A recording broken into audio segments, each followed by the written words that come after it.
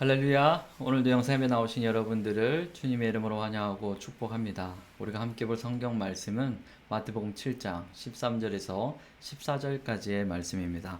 마태복음 7장 13절에서 14절까지의 말씀을 함께 읽도록 하겠습니다.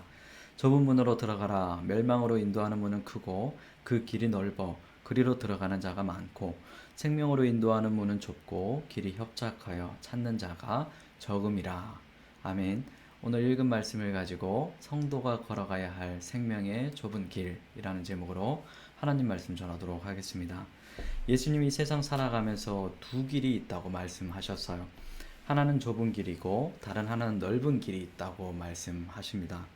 그 길을 들어가는 문이 두 개가 있는데 하나는 좁은 문이고 하나는 넓은 문이 있다고 말씀하시면서 그 문으로 들어가는 그 결과에 따라서 성도의 마지막 종착지, 영생과 멸망이 있다고 말씀하고 있어요. 따라서 예수님은 그리스도인의 인생을 살아가면서 어떤 길을 선택하며 걸어가야 할 때 생명의 길을 선택하며 걸어가야 하고 좁은 길을 걸어가야 한다라고 이렇게 말씀하고 있습니다. 그런데 많은 사람들이 생명의 좁은 길을 걸어가기보다 넓은 길을 걸어가고 있는 모습들을 보게 돼요. 왜 그렇습니까? 그 길이 편한 길이기 때문에 그렇습니다. 나를 쳐서 복종할 필요도 없고 자신을 쳐서 또 주님을 쫓아 살아갈 필요도 없고 그냥 안일한 믿음으로 살아가면 편하기 때문에 그 멸망의 넓은 길을 선호하고 그냥 그 길을 걸어가고 있다라고 하는 것이죠. 여기에 대해서 개혁주의 신학자 아더핑크 목사님은 의미심장한 말씀을 했어요. 소수의 사람만이 천국 갈 것이라는 사실을 진정으로 믿는 사람들이 우리 중에 드문 것은 무슨 까닭인가? 오직 하나의 대답이 있다. 즉 오늘날 사람들은 일반적으로 그리스도께서 규정하신 조건보다 훨씬 더 쉬운 조건으로 천국을 얻을 수 있다고 생각하기 때문이다. 우리가 살고 있는 음란한 세대는 천국으로 인도해주는 유일한 길을 걷지 않고도 그것에 닿을 수 있으며 자기를 부인하고 자기 십자가를 지고 주님을 쫓지 아니하고도 그리스도의 제자가 될 수 있다고 확신한다. 사람들은 오른 눈이 죄를 범하면 그 눈을 떼어내 버려야 하며 오른손이 죄를 범하거든 그 손을 찍어내 버려야 한다는 사실을 믿지 않으며 또한 그들이 육신을 따라 살면 반드시 죽을 것이로되 성령을 통하여 몸의 행실을 죽이면 살 것이라는 말씀도 믿으려 하지 않는다. 그들은 그리스도께서 말씀하신 좁은 문이나 협착한 길과 같은 그 교훈을 좀처럼 믿으려 하지 않는다라고 이렇게 말씀을 했어요. 많은 성도들이 예수님이 규정하신 조건보다 훨씬 더 쉬운 조건으로 천국에 들어갈 수 있다라고 생각하고 확신하고 있기 때문에 넓은 길을 서슴없이 겁도 없이 그렇게 걸어가고 있다고 이렇게 아더핑크 목사님 말씀하고 있어요. 예수님도 여기에 대해서 이렇게 말씀하고 있습니다. 누가복음 13장 23절 27절에 보면 어떤 사람이 여짜오되 주여 구원받는 자가 적으니까 그들에게 이르시되 좁은 문으로 들어가길 힘쓰라. 내가 너에게 이르노니 들어가길 구하여도 못하는 자가 많으리라. 집주인이 일어나 문을 한번 닫힌 후에 너희가 밖에 서서 문을 두드리며 주여 열어주소서 하면 그가 대답하여 이르되 나는 너희가 어디에서 온 자인지 알지 못하노라. 그때 너희가 말하되 우리는 주 앞에서 먹고 마셨으며 주는 또한 우리를 길거리에서 가르치셨나이다 하나 저가 너에게 말하여 이르되 나는 너희가 어디에서 왔는지 알지 못하노라. 행악하는 모든 자들아 나를 떠나가라 하리라. 너희가 아브라함과 이삭과 야곱과 모든 선지자는 하나님 나라에 있고 오직 너희는 밖에 쫓겨난 것을 볼 때 거기서 슬피 울며 이를 갈리라. 사람들이 동서남북으로부터 와서 하나님 나라 잔치에 참여하리니 보라 나중된 자로서 먼저 될 자도 있고 먼저 된 자로서 나중될 자도 있느니라 하시니라. 이렇게 말씀을 했어요. 우리가 교회를 암만 오래 다니고 주님 안에서 말씀을 많이 배우고 가르침 받았다 할지라도 우리가 날마다 좁은 문으로 들어가지 않고 생명의 좁은 길을 힘써서 걸어가지 않으면 어떻게 된다고 말씀합니까? 들어가길 구하여도 못하는 자가 많을 것이요 보라 나중된 자로서 먼저 될 자도 있고 먼저 된 자로서 나중될 자도 있느니라. 이렇게 말씀하셨어요. 그러면 우리가 생명의 좁은 길을 걸어가야 되고 그 길을 우리가 힘써서 날마다 달려가야 하는데 어떻게 하면 달려갈 수 있을까요? 어떻게 하면서 우리가 달려가야 될까요? 생명의 좁은 길을 걸어갈 때 첫째로 진리의 말씀을 잘 따라가야 한다는 것입니다. 요한복음 14장 6절 말씀해 보시면 예수님이 내가 곧 길이다 그리고 내가 곧 진리다라고 이렇게 말씀을 하셨어요. 그리고 예수님이 이르시되 내가 곧 길이요 진리요 생명이니 나로 말미암지 않고는 아버지께로 돌아올 자가 없다고 말씀하시면서 나 자체가 진리인 것을 이렇게 말씀하고 있어요. 성경에 보면 하나님의 말씀은 곧 하나님이시다라고 이렇게 말씀한 것처럼 예수님 자체 그 진리시고 진리가 그 영생에 가는 길인 것이다라고 이렇게 말씀하고 있는 것이죠. 결국 예수님의 말씀을 따라 하나님 말씀 따라 그 진리의 말씀 따라 걸어가는 사람이 되어야 영생을 얻을 수 있다라고 말씀하고 있어요. 그래서 신명기 5장 32절 33절 구약 성경에도 보면 이렇게 말씀을 해요.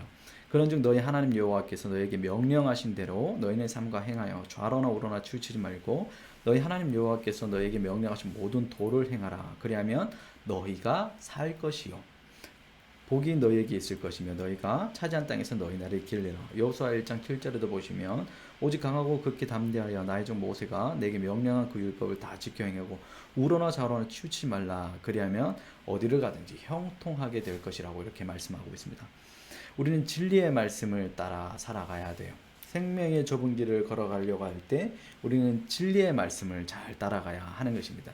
그래야 영원한 생명을 얻을 수가 있어요. 주님의 말씀 따라 우리가 살아가야 하는 것입니다. 그런데 여기서 우리가 또 알아야 할 중요한 진리 하나가 또 하나 있는데 뭐냐면 두 번째로 생명의 좁은 길은 하나님의 인자와 어미 사이에 있다는 사실을 알고 있어야 돼요. 생명의 좁은 길, 영생의 길은 하나님의 인자와 어미 사이에 있다는 사실을 알고 있어야 한다 하는 것입니다. 진리에도 좌가 있고 우가 있어요. 진리에도 좌가 있고 우가 있는데 이것이 마태복음 25장 33절 34절에 양과 비유의 말씀에 잘 나타나 있습니다. 거기 보시면 예수님이 양은 그 오른편에 두었고 염소는 왼편에 두었다고 이렇게 말씀하고 있어요. 오른편에 있는 자들에게 예수님 뭐라고 말씀하십니까? 마태복음 25장 34절 보시면 내 아버지께 복받을 자들이여 나와 창세로부터 너희를 위하여 예비된 나라를 상속받으라 이렇게 말씀하고 있고 반대로 왼편에 있는 자들에게 뭐라고 말씀하시냐면 마태복음 25장 41절에 저주를 받을 자들아 나를 떠나 마귀와 그 사자들을 위하여 예비된 영영한 불에 들어가라 이렇게 말씀하고 있어요. 이 말씀은 우리에게 어떤 교훈을 주느냐 하면 오른편은 하나님의 인자의 말씀을 뜻하고 있고 왼편은 하나님의 어미하심을 알려주고 있는 말씀이다 라고 하는 것이죠. 그래서 진리에는 좌가 있고 우가 있다라고 하는 것입니다. 오른편은 하나님의 인자, 왼편은 하나님의 어미하심. 그래서 사도 바울도 로마서 11장 22절에 이렇게 말씀하고 있어요. 하나님의 인자하심과 준엄하심을 보라. 넘어지는 자들에겐 어미하심이 있으니 너희가 만약 하나님의 인자하심에 머물러 있으면 그 인자가 너희에게 있으리라. 그렇지 않으면 너희도 찍히는 바 되리라. 이렇게 말씀하고 있어요. 그래서 성경은 진리의 말씀, 좌가 있고 우가 있는데 사랑과 공의가 있다라고 이렇게 말씀하고 있는 것입니다. 그래서 하나님의 인자와 어미하심을 보라. 그 가운데 생명의 좁은 길이 있다라고 이렇게 말씀하고 있는 것이죠. 우리가 진리의 말씀을 따라갈 때 알아야 할 중요한 핵심 포인트는 하나님의 인자와 어미를 함께 보아야 된다라고 하는 것입니다. 하나님의 인자와 어미를 함께 보아야지만 하나님의 온전한 진리를 우리가 똑바로 알고 생명의 좁은 길을 걸어갈 수 있게 된다라고 하는 것이죠. 그래서 끝으로 세 번째로 생명의 좁은 길을 걸어갈 때 우리가 주의해야 할 점은 좌로나 우로나 절대 치우치면 안 된다라고 하는 것입니다. 유명한 베스트셀러 작가인 존 비비어 목사님 이렇게 말씀하셨어요. 하나님의 사랑에 대한 교리가 하나님을 경외하는 인식과 균형을 이루지 못할 때 실수가 생긴다.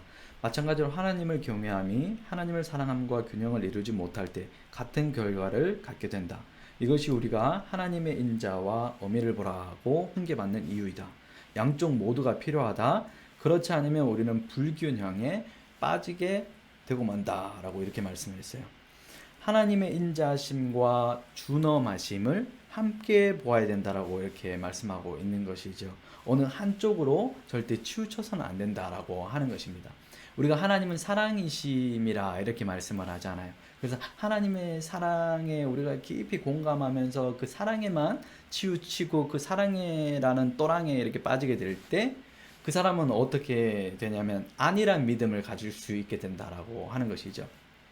그 사람은 사랑에만 빠지면 하나님의 공의가 이렇게 사라지고 그 사랑이 너무 커져서 안일한 믿음을 가지고 살아가면서 하나님 말씀대로 살지 않아도 천국 가고, 또 죄를 짓고 회개하지 않아도 천국 가고, 날마다 자기 십자가를 지고 주님을 쫓지 않아도 그냥 마음대로 살아도 천국 간다라고 그렇게 확신만 하고 안일한 믿음을 가지고 살아가기 때문에 그 위험성이 있다라고 말씀하는 것이죠.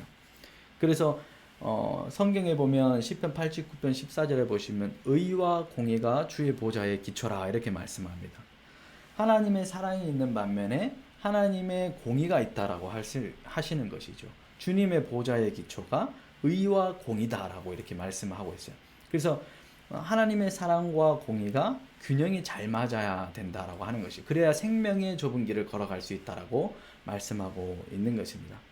그래서 사랑에만 빠지면 안 되고, 또 공의하심에만 빠지면 안 되고, 날마다 우리가 중심을 바로잡고 걸어가야 한다 하는 것이죠. 좌로나 우로나 치우치지 말고 하나님의 생명의 좁은 길을 우리가 걸어갈 수 있는 사람들이 다 되어야 된다라고 하는 것입니다.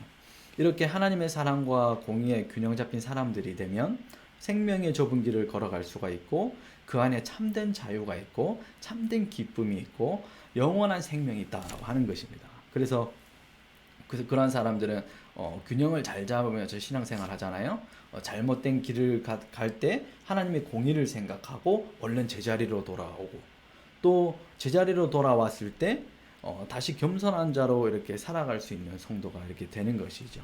그래서 하나님의 사랑을 생각하면서 날마다 또 겸손한 자로 살아갈 수가 있는 것이고, 하나님의 공의를 생각하면서 또 겸손한 자로 살아갈 수가 있는 것이고, 좌로나 우로나 치우치지 말고 우리가 신앙생활 해야 된다는 것을 우리가 볼 수 있게 되는 것입니다. 그래서 오늘 하나님께서 우리들에게 말씀하셨어요. 뭐라고 말씀하시냐면, 좁은 문으로 들어가라. 멸망으로 인도하는 문은 크고 그 길이 넓어 그리로 들어가는 자가 많고, 생명으로 인도하는 문은 좁고 길이 협착하여 찾는 자가 적음이라 이렇게 말씀했습니다. 하나님 뜻대로 살지 않는 자들은 어디서 떨어진 줄 생각하고 회개하고 거룩한 두려움을 가져야 하고, 하나님의 뜻대로 사는 자들은 참 자유함을 얻되 겸손한 마음으로 항상 넘어질까 조심하면서 주님과 동행하면서 생명의 좁은 길을 걸어가야 한다라고 하는 것입니다. 오늘도 저와 여러분들이 이 생명의 좁은 길, 성도가 걸어가야 할 이 생명의 좁은 길을 균형을 잘 잡아가면서 하나님의 사랑과 하나님의 공의를 잘 이렇게 비교하면서 우리가 잘 분석해보고 분별해보면서 우리가 생명의 좁은 길을 이렇게 잘 걸어갈 수 있는, 그래서 마지막 종착지인 영원한 생명에 다 들어갈 수 있는 저와 여러분들이 다 될 수 있기를 주님의 이름으로 축복합니다. 아멘.